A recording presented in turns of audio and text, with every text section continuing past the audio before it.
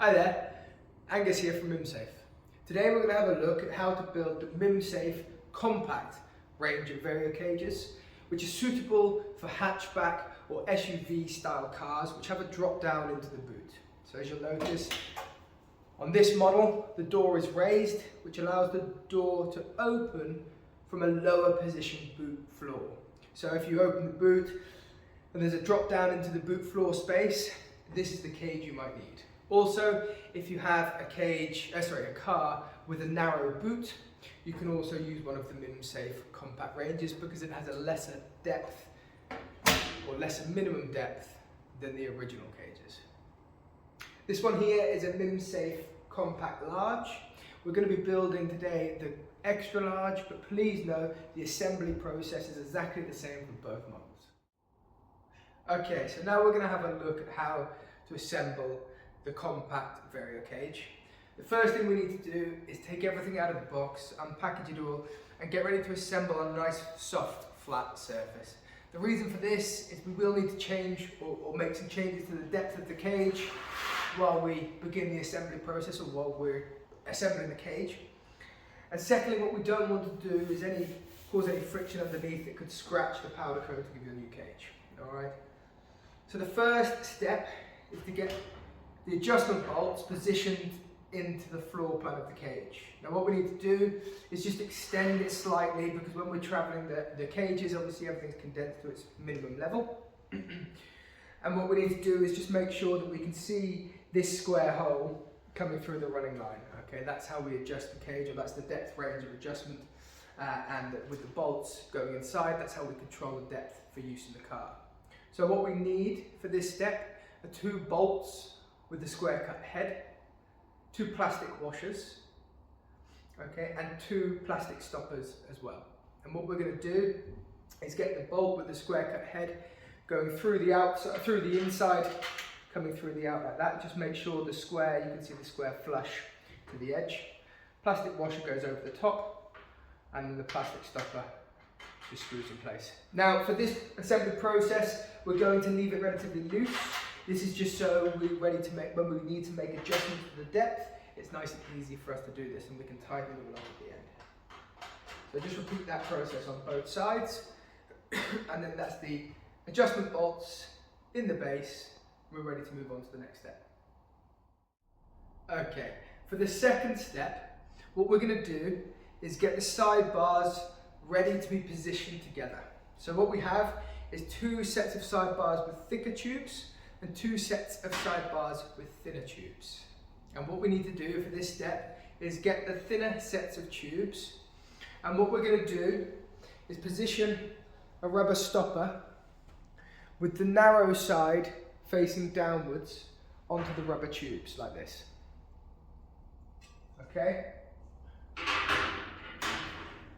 So just grab the rubber tubes, the thinner side facing downwards, okay? So it's gripping the thinner tube, and just push one of those onto each of the tube stops.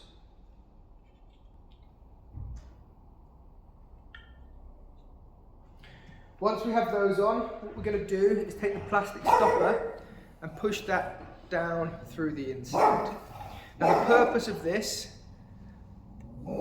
is to prevent any metal on metal noise while the cage is in transit. So when the 2 sets of metal tubes go together, the wider metal tube will be sat around the floor tube, and it'll be restricted from making any metal on metal noise by the rubber gasket and the plastic stopper. So it's really important when we're doing this that we make sure the plastic stoppers go in all the way, so that when we're adjusting the cage in the future, when we're moving it car to car or changing it to suit different dogs, okay, we're not going to lose any of those in the middle of the tubes. So what you can do is give them a little knock with a rubber mallet, but just remember it's not hammering in a nail, it's just pushing the pressure in so they stay in securely. You can also do it by hand, but just make sure you give a nice firm push and that it's flush when it finishes. So just get that done for each of those sets of thin tubes, so you have a plastic stopper and a rubber grommet on each one.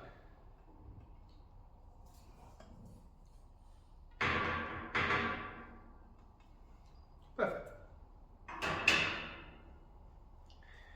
The next step is going to be actually putting the two sidebars together, okay?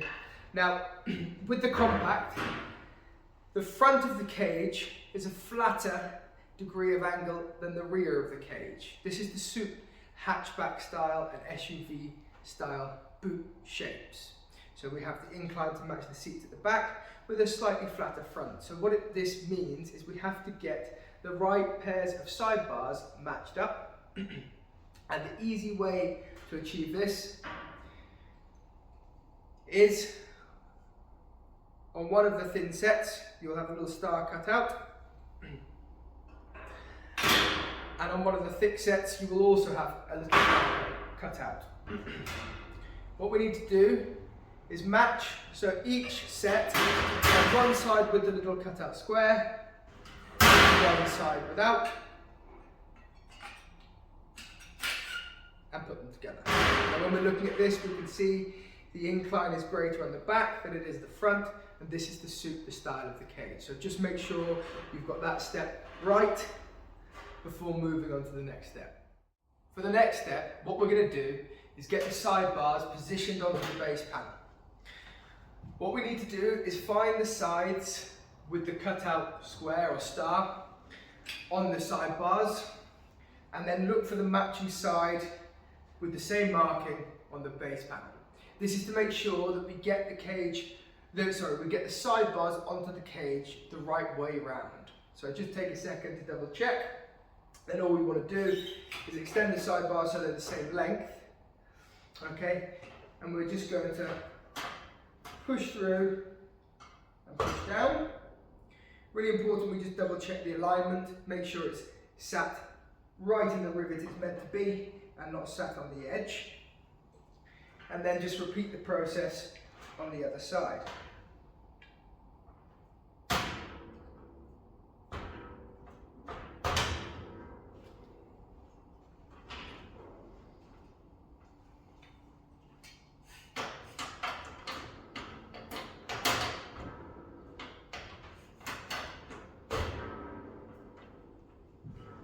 That's the sides now on the cage, and we're ready to move on to the next step. So we're now ready to move on to the next step and get the rear lower panel positioned onto the cage and ready to be bolted in. So now we can start to see the shape of the cage. We can see that this is clearly the front, the flatter side, and this is the back with the steeper incline. So what we need for this step is to locate the rear lower panel, and we can identify this because it doesn't have a cutout square or star on this side. Okay, the cutout square star is to identify the front of the cage. Okay, it's also the bigger of the two lower panels that we have. So what we're going to do is line these rivets here up with the holes in the cage.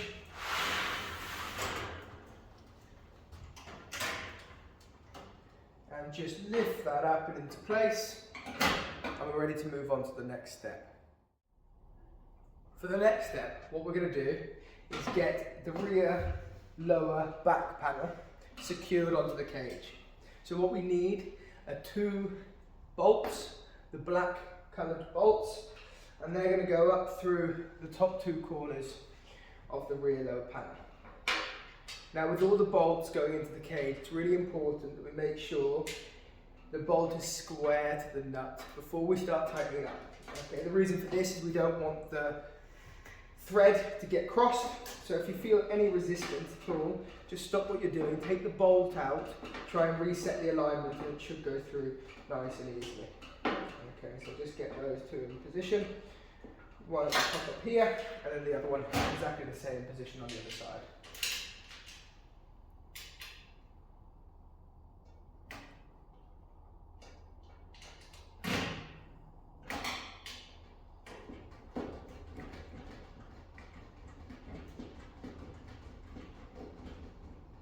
Perfect. That's now the two black bolts into the lower rear panel, and we're ready to move on to the next step, which is putting 4 stainless bolts into the lower rear panel as well.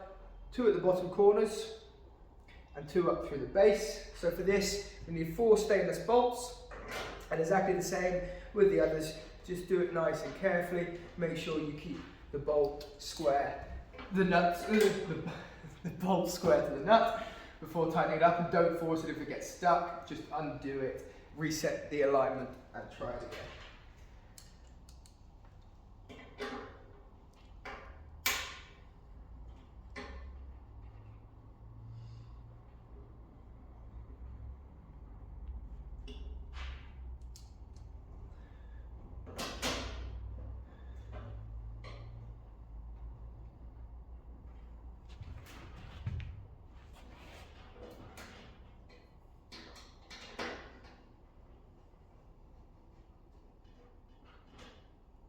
Perfect.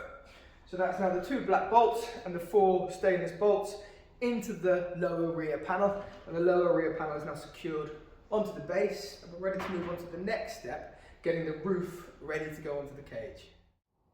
For the next step, we're going to get the roof ready to go onto the cage. So what we need to do is get the roof panels, and we need to get 3 of these rubber gaskets. Again, wherever we've got metal on metal, we have something there to prevent any noise while we're travelling along. What we need to do is just take the 2 roof panels apart first and foremost. The top roof panel has the cutout adjustment lines running through it, and the lower rear panel, the lower top panel is the solid piece. What we need to do is make sure we get these gaskets in the right way so that they can prevent any metal on metal noise. So, the top side with the cutout lines, we're going to take the rubber gaskets and push them up through the bottom, through this hole. One there, and one over the other side just here.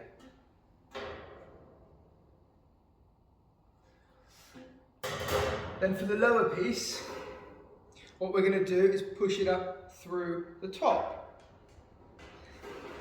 Now this means when we put the 2 sheets back together, there's a little bit of rubber there to prevent any metal on metal noise if the cage is fully extended, for example. Now the next step is to get these 2 pieces back together and ready to go onto the cage. The easiest way to do this is to turn them over. So we want the piece with the cutout lines on the bottom, so when it's facing upwards or the right way, that'll be on top, and the solid piece running over this, so that when it's installed on the cage, this side will be on the bottom. Just take those up, line them up carefully, and just make sure you don't push the rubbers out of place, and then just pull the roof back into one position. What we want to do now is just check that we have 2 black bits of rubber protruding through the top, and 1 protruding through the bottom, and that's the roof now ready to go on the cage. For the next step, what we're going to do is get the roof positioned onto the cage. If you have 2 people, this can be an easier job with 2 people just to balance the roof, but it's also possible to do by yourself. What we need to do is make sure we get the roof on the right way round, and also make sure that we adjust it to more or less the right depth before we try and put it on. Okay, so it uses the exact same fittings that we have on the base when we're connecting the sidebars to the base of the cage, and we have the marker, the cutout marker, that indicates which side is the front. So just make sure you get it to more or less the right depth.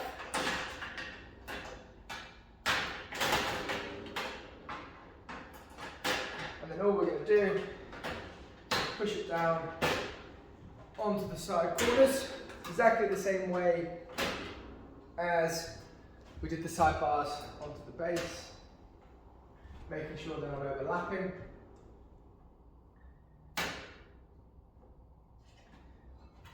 just go around, double check they're all in flush, and we don't have any overlapping corners. That's the cage roof now on, ready to be bolted in the next step. For the next step, what we need are 2 stainless bolts, and we're going to position them in the top 2 corners of the roof. So exactly the same with any bolt. If you feel any resistance, just stop, undo, take it out and reset it so we're not crossing a thread.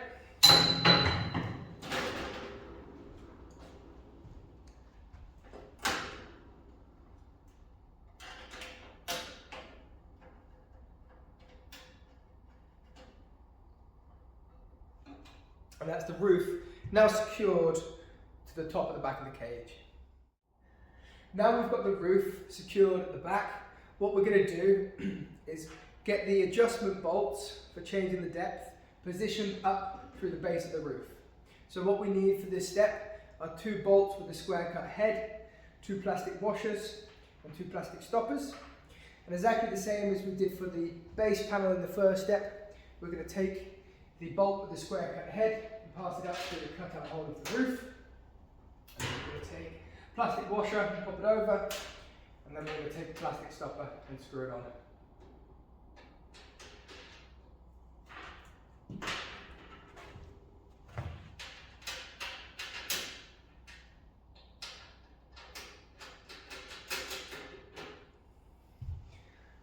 Perfect. That's the roof now ready, so we can go ahead and move on to the next step at getting the lower front panel positioned onto the cage.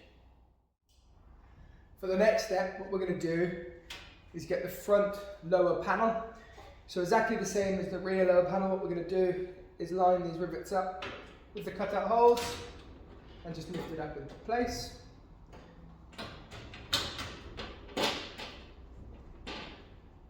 Perfect. The rear front panel now ready to be bolted into position. So for the next step, what we need to do is get 2 of the black bolts, and same as we did on the back, just position them through the top 2 corners of the lower rear panel.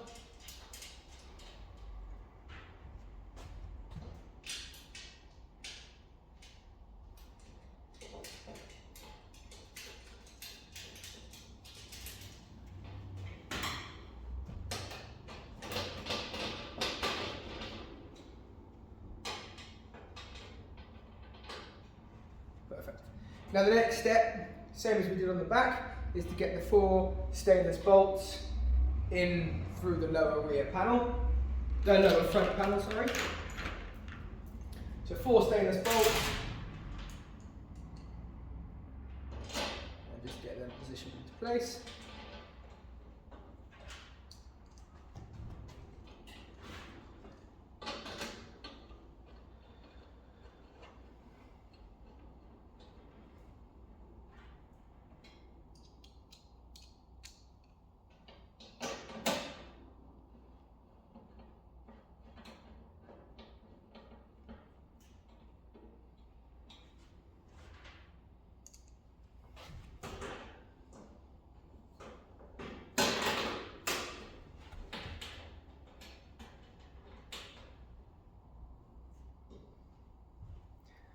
Perfect.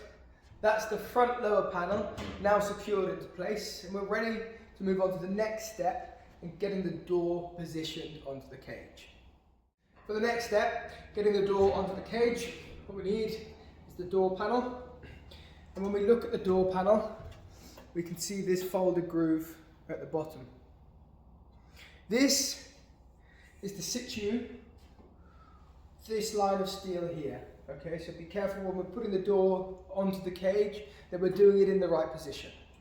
What we want is to put it on at an incline. Okay, just run your fingers under there and make sure that that metal line is inside the base where it should be, and then we're just going to lift it into position.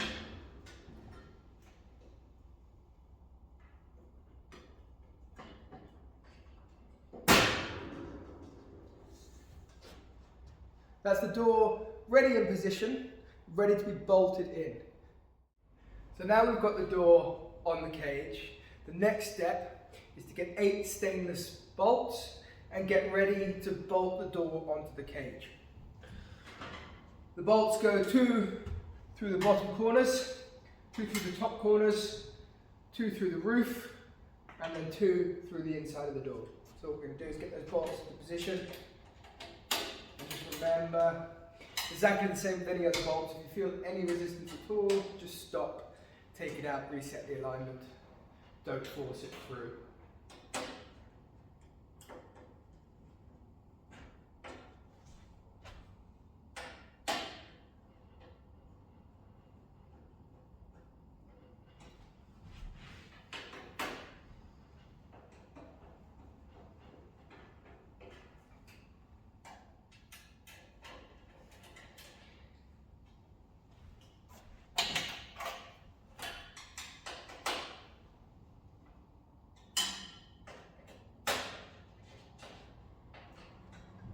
Perfect. That's the door now secured onto the front of the cage, and we're ready to move on to the next step and get the cage to the right position to go into the car.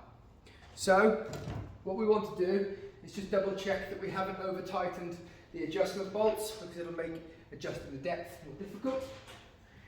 Pick the cage up. Now if you need a second person for this, don't force it, wait till you have someone else to help you.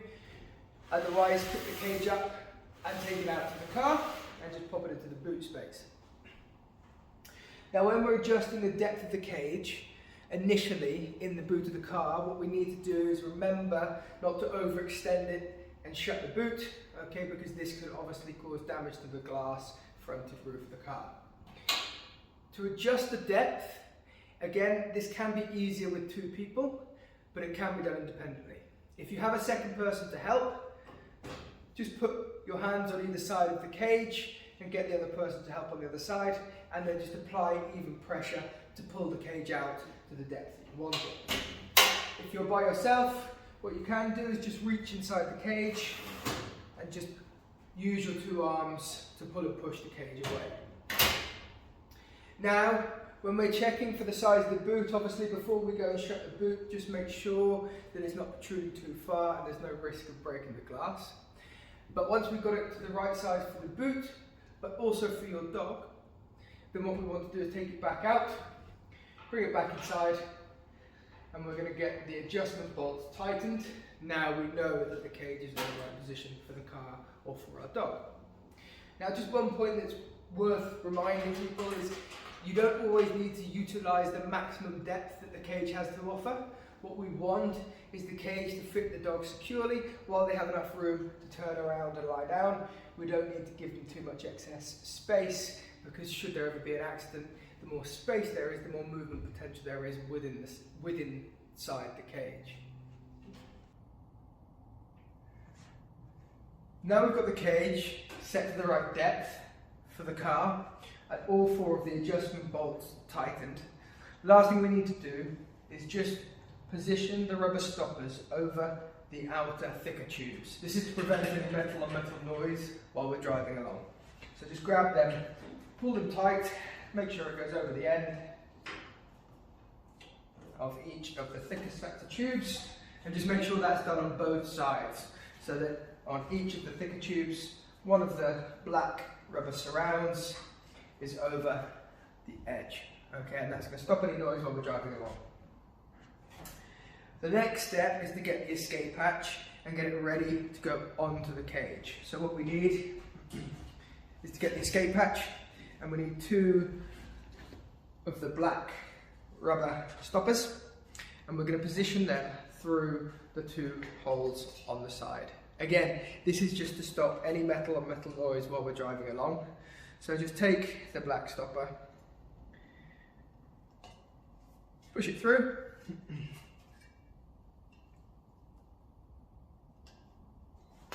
on both of those, so it's like that. And get ready to move on to the next step of putting the escape hatch onto the cage. Now the escape hatch has these rivets similar to the lower panels. All we're going to do, lift it into place, make sure it's inside of all of those cutouts, and then just lift it up. We use red quick release toggles. This is so emergency services will easily identify this as an emergency escape hatch should they need to.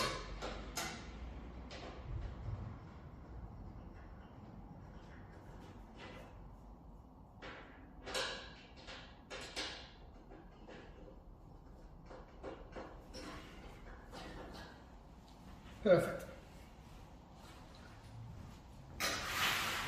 Now we're ready to get the cage back out and get it strapped in to the car. Now all we need to do for the strap is see the cutout here on both sides. I'm going to take the strap through,